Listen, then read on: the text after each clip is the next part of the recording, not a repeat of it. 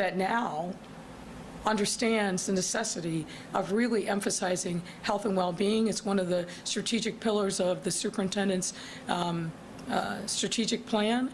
We, with the assistance of City Council, put $20 million more on top of what was already allocated for officer wellness that's being utilized in this year, and I expect us to build upon that, hiring more clinicians, opening up more facilities to help support officers and their families. So this is a really difficult time. I certainly understand the concern of the aldermen, and we have always been, as we did last month when we passed an ordinance to provide survivor benefits for family members where officers had committed suicide. These are complicated issues. They require us to work together to work through them. We've committed to doing that. We are doing that. But what I don't want to do is, for the sake of pandering to a crowd, do something that frankly undermines the flexibility that every single department needs to have to address emerging HR issues. All right, Alex Sitkin. Hello. On the property tax levy and CPI, the other day you said that there might be some guardrails this year to prevent what would otherwise be a 9% increase in property taxes. Can you elaborate on that a little bit? Does that mean a permanent change to that provision in the city code so that it wouldn't go above a certain amount, or does that just mean a one-year holiday to get past this year? We are having conversations about what the appropriate steps are, and when those are ready, I'd be happy to share them with you. Like with the budget, before the budget? As I said, we are having discussions about what the appropriate guardrails are, and when they are ready, be happy to share them with you. Okay. So there was a lot of talk in council today about potentially lowering the speed limit from 30 to 25 miles an hour the way other cities like New York have done. Is that the logical next step here to try to get people to slow down? I think there's a number of things that we have to do, and that's certainly something that we are looking at. Cities across the country have done that to lower overall what the speed level limits are, and I think that's something we have to take a look at. But I think there's also an opportunity for us to really emphasize to folks what the consequences are of speeding, distracted driving, and frankly, a bigger, longer issue is vehicle construction. Because vehicles now, if you get hit, as you heard, over a certain level, your chances of survival really are reduced. So a lot of the car safety has been built around the driver and the passengers inside the cars, but there hasn't been the kind of science and research, I think, that there needs to be around what the consequences are of a collision for other cars and also for pedestrians. I know that that's an issue that the Secretary Buttigieg and his team are looking at and having conversations with car manufacturers about. So I think there's a number of different things that we need to look at, and not the least of which is to really tell people, slow down. Speed does kill. And we've got to really emphasize that. We all saw through the pandemic when there were fewer cars that were on the road, people were just driving like mad. Back in the day when I drove myself frequently, I saw it myself, and I'm going to say I was guilty of it.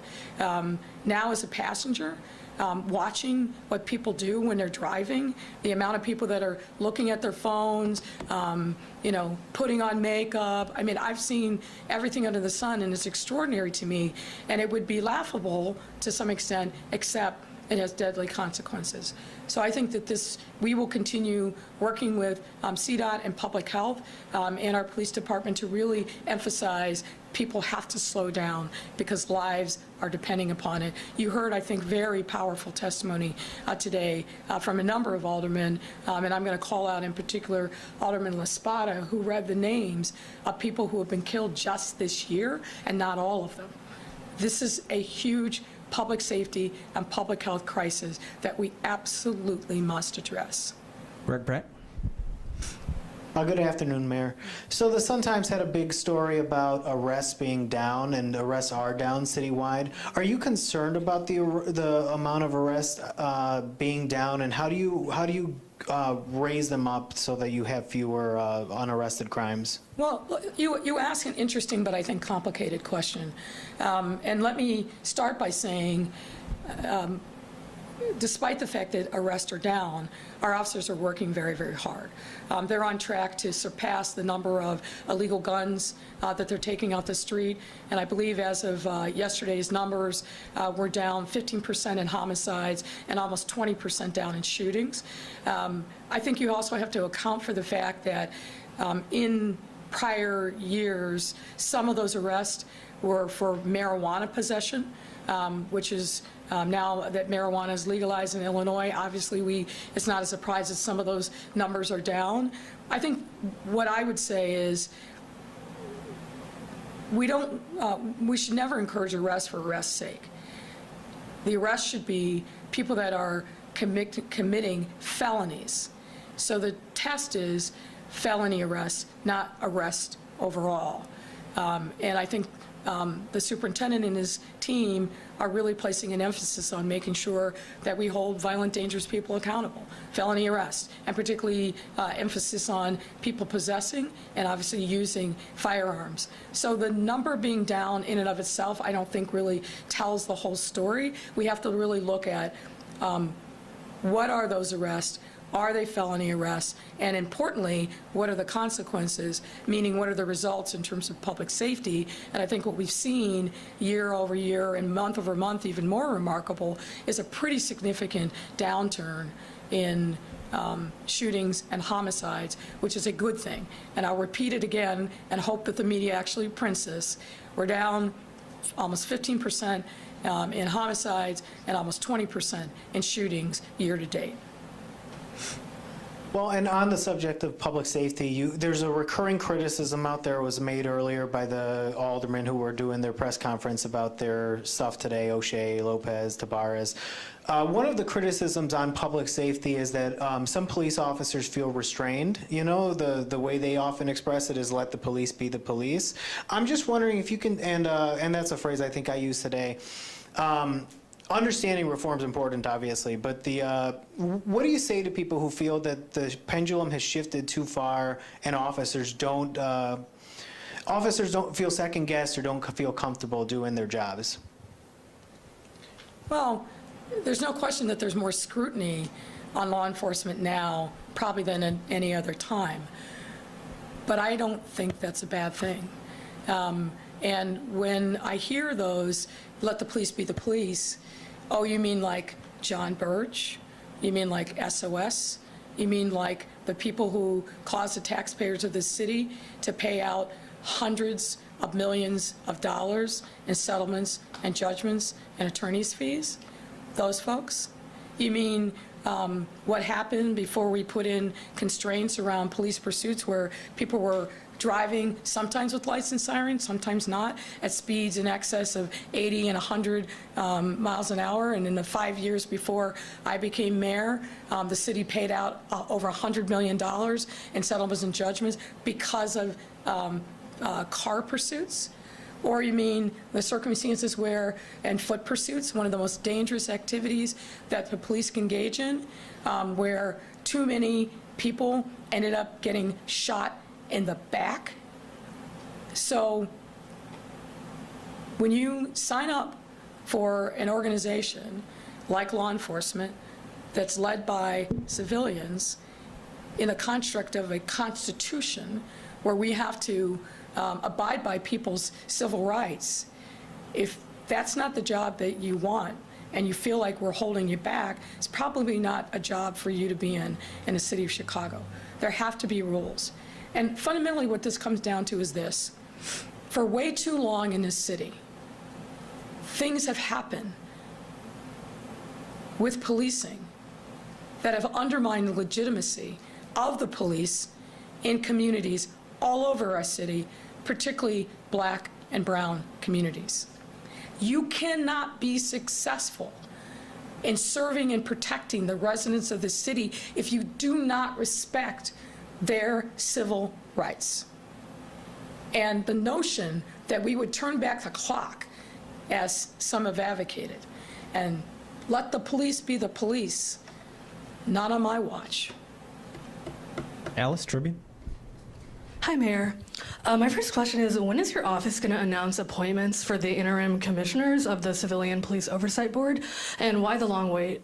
As soon as we are finished with the evaluation of the names that have come forward to us, we'll be announcing them. That's in process right now. If I could follow up, will that be by next month? As soon as they're done, we'll let you know. Okay, also wondering, on the provisions in the ethics and transit equity packages that were taken out during negotiations, are there any that you want to work to bring back, or do you think what passed today suffices?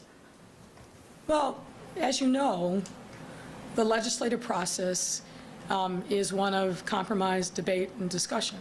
I'm very proud of the legislation that was passed. It's a major accomplishment for our city, both from ethics and from ETOD. So let's have a moment where we actually celebrate what we did get done. Marianne, Ahern. Thank you, Mayor. We've been trying to ask folks at your office, can you give us any more info on that NASCAR contract? What exactly will the city get from NASCAR? Because there are several other cities who rejected the NASCAR offer. So I don't have all of those details at my fingertips, but we'd be happy to get that from you. Talk to Cesar about what your specific questions are. But let's be clear, this is a massive, massive good thing for our city. The fact that NASCAR will come to Chicago, expose our residents, and particularly I'm looking forward to the opportunity for young people to see not only the newest generation of cars, not only experience what happens with these drivers, but to really look behind the scenes and understand how the STEM education that they're getting might actually translate to either being a driver, maybe a person in a pit crew, somebody who designs these high-end cars. And of course, we know this from when NASCAR came to our city with the esports, I think a year plus ago. This was like a love letter to Chicago. And being able to promote our city across the globe and the beauty and splendor of it in early July, I'm very excited about that opportunity. But obviously, with every contract that we enter into, being fiscally prudent is always key. And then next week, the DNC comes to Chicago for a site visit. Any insight on what the best places you like to show off? Well, I don't know that that's been confirmed by the DNC, so I don't want to get ahead of that. Well, your own social media just promoted it and said, can't wait to see her or something like that. So clearly. Justin Lawrence. Pardon me? Justin Lawrence. Hold on, let me, I think she was still talking. There's a lot of opportunities for us to showcase the city, and as you might imagine, when the DNC does come for a site visit, they have very specific things that they want to see, particularly around venues, logistics, meeting the folks who will be, that we would put forward as a team to manage the convention. So when they come, it'll be a very busy schedule, but obviously we're going to be making sure that we showcase the best of Chicago. Justin Lawrence. Hi, Mayor. Excuse me. Back to NASCAR. You briefly spoke about that contract. What, if anything, beyond that contract, or even that contract, will need city council approval? And kind of following up on that, the Sun-Times quoted Alderman Riley and Dow and King, the downtown aldermen, that were pretty upset that they didn't get any sort of. That's just not true. So That's just not true. Every single alderman for whom this touched was consulted ahead of time, had a briefing from NASCAR and our team, with the exception of Hopkins. They reached out to him, but he either couldn't accommodate the schedule, but it's just simply not true that they were not consulted ahead of time and weren't briefed. That's just not true. when were those briefings? Were they like 2 days ago, or? They have been spread out over a period of time based upon what the alderman's availability was, yes. Okay, and on the needing city council approval part, what part of this race will need city council approval? I'm not sure that any part of it will, but obviously, we don't engage in something this big and significant without talking to our city council partners. Okay, and back to the CPI increase, you know, when that was passed, and then even last year, the second year of it, the argument was that it gives taxpayers reliability. They know what's coming. Predictability. Predictability, yes. And now this will be the first year that inflation is kind of soared and that it's going to reach that 5% cap. And you're talking about possibly not going up to that 5%. You know, how does that provide predictability to taxpayers? So you're suggesting that we should exceed that? I'm suggesting that that's what the provision of. I don't think that anyone anticipated that the inflation and CPI would go to the levels that we've seen this year. And as a consequence, the thing I wanted to avoid, which was not part of your question, it's not just about predictability. It's about a system before where, because there was such a fear of property tax increases, we'd avoided for years, and then there would be this massive spike that would be the largest property tax increase in the history of the city over and over and over again. That doesn't make any sense to me, and it didn't make any sense to us when we proposed it to City Council when it was passed. So again, we're in unusual territory here because of the level of inflation that we've seen, but we're not interested at a time when people are struggling to keep up with inflation, whether it's gas prices, groceries, all the other things that have gone up over the course of this year, of hitting them with a whopping property tax increase. So as I've said now several times, but I'll repeat it again for your benefit, we are looking at ways in which we can put some guardrails around the CPI to keep it manageable and not place an undue burden on the taxpayers of the city. Thanks, Mayor. Aaron? Hi, going back to Civilian Oversight Commission, are you worried at all that any further delay in choosing, your picks for this commission is going to seep into election season, as petitions can be passed beginning next month and people are going to be, potentially running for the district councils? Well, as you know, there was a long period of time before those names got to me. What I think I have an obligation to do is to make sure that we have done our diligence in understanding who these folks are, so we make picks that make sense, and that it's like a puzzle piece. You want to make sure, given the parameters of the ordinance, that there's balance and representation as defined by the ordinance. So we're working our way through that. We'll get to it, and we are going to make these announcements as quickly as we can. I guess, but what is left to do? I mean, City Council took time to vet these, their picks, and... You're making an assumption that is not correct. Shruti? What is that assumption? You're making an assumption that the full vet that we would ordinarily do with anyone that's a city commissioner was done by the City Council. That's not correct. Thank you, Aaron. Shruti, Bloomberg? Good afternoon, Mayor. My question is a little bit broader, but it touches on several of the topics discussed today. You also talked about the Chicago Recovery Plan earlier this week. My question is about where you see the Chicago economy going from here. Chicago has been a long-term economic anchor of the Midwest, but increasingly you're seeing smaller cities compete for whether it's corporate headquarters, company expansions, tourist conventions, whether it's DNC or something else. How do you hope to stem or curb the losses? Well, there's an assumption baked into your question that I don't agree with.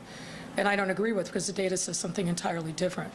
Last year, we had 173 companies make pro-Chicago decisions.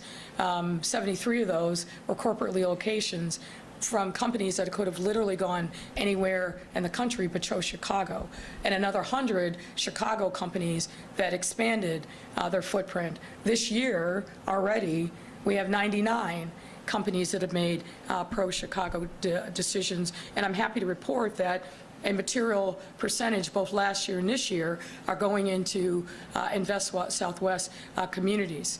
As you know, I just came back from a business development trip to London and to Paris, and I'm very confident that in both of those cities, we're going to generate new opportunities for businesses to come to Chicago. So the premise of your question is somehow we're losing all this business and we're competing against smaller cities.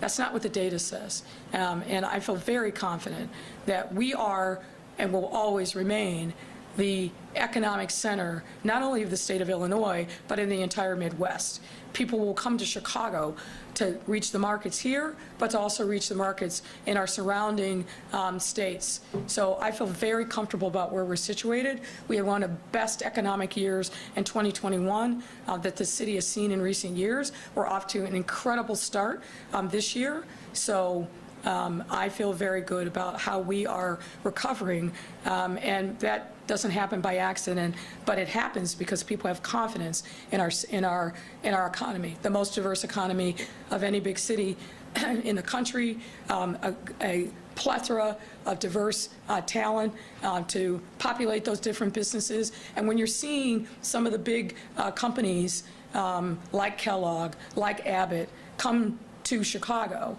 I think that tells you really all you need to know, which is they're betting on our city because our city has everything that it needs for businesses to be successful.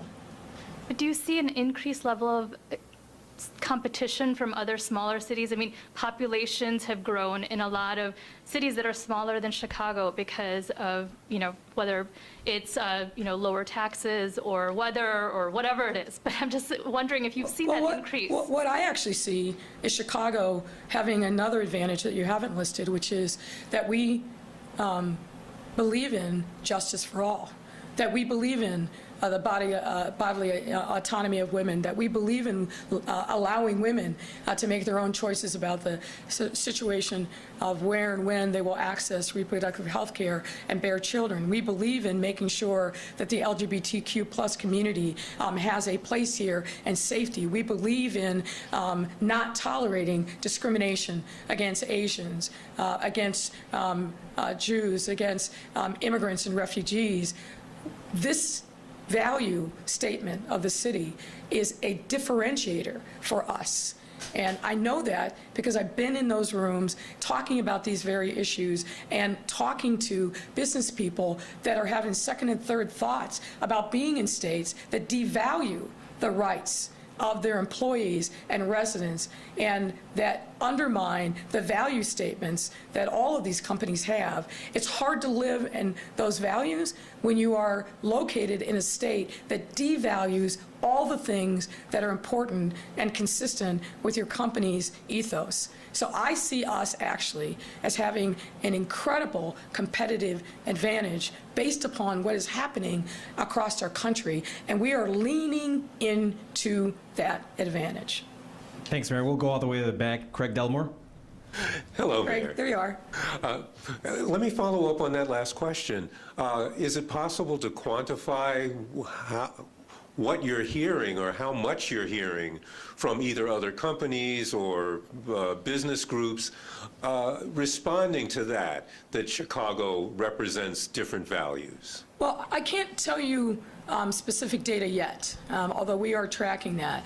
But what I can share with you anecdotally is that this message of being a welcoming city for all, of standing for justice for all, really, really resonates with the CEOs who are hearing from their employees, particularly the younger generation. We don't want to work, we don't want to live in a state that doesn't respect our rights or our values.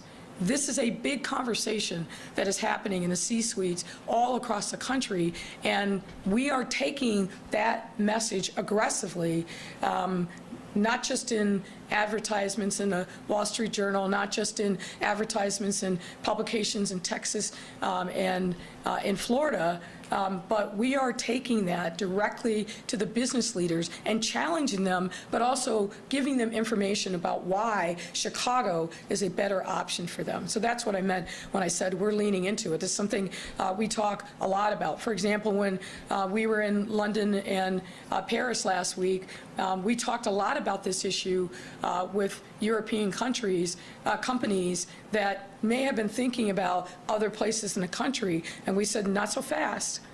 Recognize what's going on the ground in the United States. And if you care about these issues, then you're going to pick a city like Chicago, because we are going to always stand for equal rights for all. And my other question, a quick one. You established during the debate that there is no speed camera moratorium here in the city of Chicago. You also heard from the aldermen who are saying we want more. What are the, I shouldn't say what are the odds, but what's the outlook for some of those areas getting cameras where the people are saying we want them, there's too much speeding here?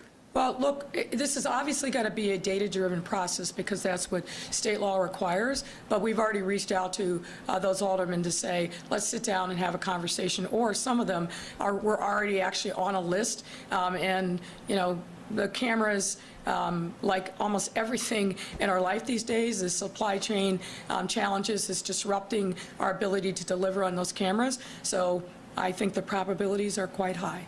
Mallory, WLS. Hello. I'd like to go to ETOD and how it aims at bringing affordable housing to transit areas for, Alderman Walter Burnett brought up for college students. I think in the meeting it was also discussed baby boomers who are looking to stay in their neighborhoods and use transit. But we're missing a huge chunk in there. How do you nurture the 20-somethings to 40-somethings that are in between those ages that maybe live by transit, are moving out of the need for affordable housing into maybe a single-family home or a single-family unit? How do we nurture as a city those individuals who may be leaving because they're past that affordable housing stage but still want to live by transportation and have ownership? Great question. I'll start, and then I'll invite Commissioner Navarro to come in. Look, what we've heard over and over again, and what we know, is we don't have enough affordable housing.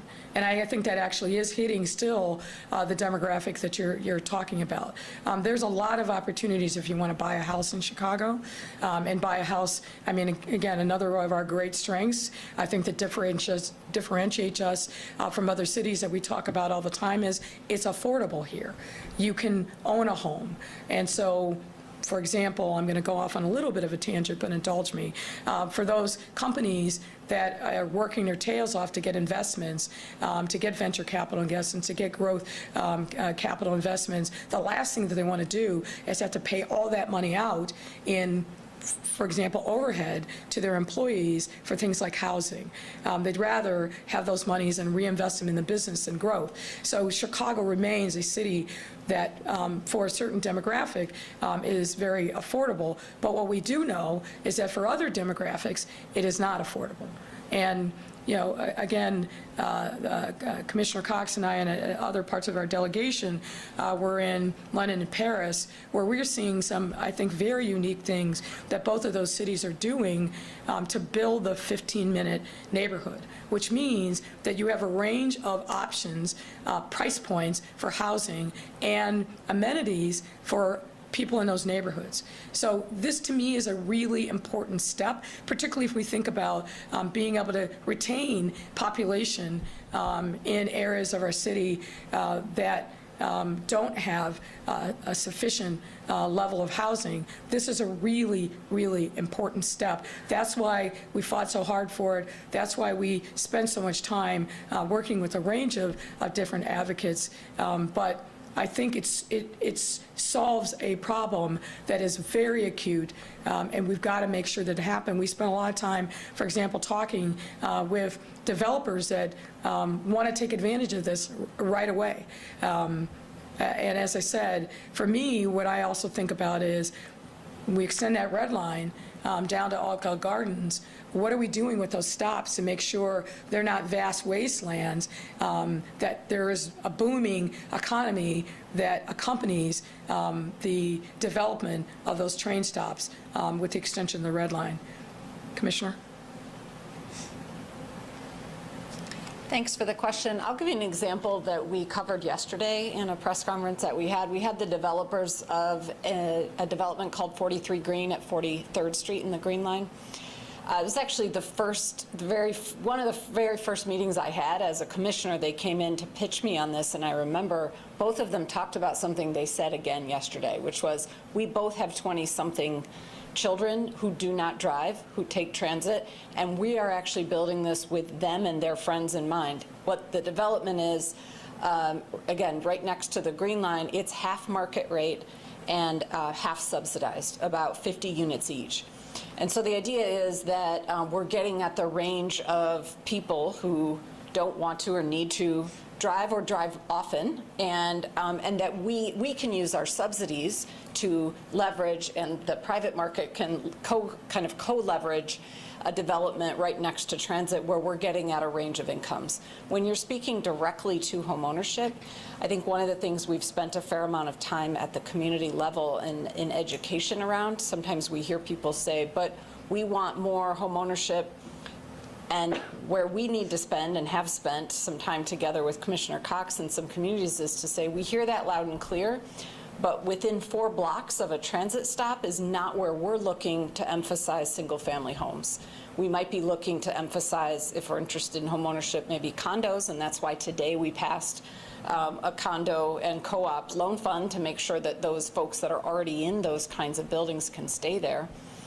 But fundamentally, we're looking for our densest development near transit with reduced parking. And when that can be home ownership, great. In our most challenged neighborhoods, it's hard to do condo buildings in that way, so we're mostly talking about rental in those spaces. Thank you. For the mayor, again, just a question about Cam Buckner put out a statement. This is in regards to the HUD letter and investigation. His quote is, "Your ego threatens to cost Chicago hundreds of millions of dollars in federal housing grants." Do you regret ever kind of making the possible decision of moving General Iron? I know that you didn't. Essentially, the city just took that back, but do you regret ever going through that motion? So as I've said many times, it's the silly season. And people will say outrageous, uninformed, self-serving things to have reporters report on it. I'm not going to help them by taking the bait. Thank you, Mayor. Thank you for your patience, everyone. Have a great day. Have a good evening. Thank you, sir. Nice to see you since I was in Italy. I know. You have a great trip. Good. Half. Yeah. Must have been half. Oh, it was brutal. And they don't, no air conditioning. It's like, how do you survive? My hotel was air conditioned, so I was. Yeah, we are on hotels air conditioned, but nowhere. And it's got Yeah, they don't have to regular days. They're actually in London. It's gotten so hot that it's not to take out the transportation. It doesn't have and none of the that's a long time. I hate to say it, might be a beneficiary.